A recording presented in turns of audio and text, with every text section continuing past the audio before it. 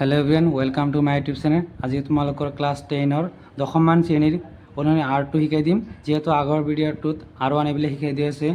तो तारे प्रथम क्वेश्चन चाइ लो कि दी आछे तलर संख्याकेइटार वर्ग संख्यार एकर स्थान कि हबो कि होइछे तार एक नम्बर 272 दी आछे 79 दी आछे।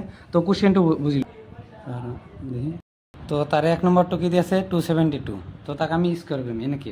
तो शुन आमार सिम्बल कथा एकर स्थान लागे ना तो शर्टकाट मेथड तो तुम 2 स्क्वायर करिबा 2 स्क्वायर करले आमार कि हय 4 हय ना नाई तो आमार एटा आंसर हबो।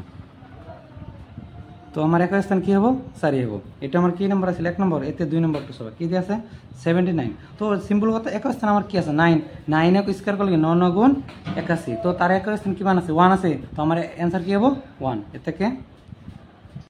तो 2 नम्बर कि दिया 79 स्क्वायर तो 9 स्क्वायर कर 81 है तो तार एक स्थान किमान আছে 1 तो এখানে আমার आंसर কি হবে এতে বর্গ এক স্থান কি হবে অঙ্কটা হবে 1।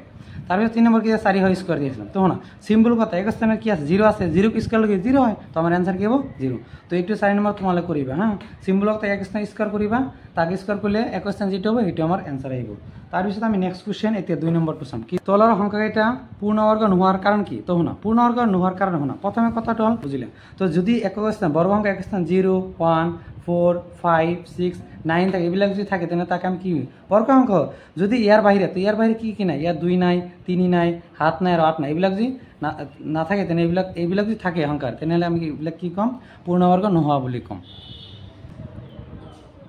এতে 2 নম্বৰটো চাবা কি দি আছে তলৰ সংখ্যা এটা পূৰ্ণবৰ্গ নোহোৱাৰ কাৰণ কি। তো এবিলাক এক আগতে কৈছো মই মানে যদি এক স্থান কি থাকে 7 থাকে তেনেহলে কি এবিলাক পূৰ্ণবৰ্গ নহয়।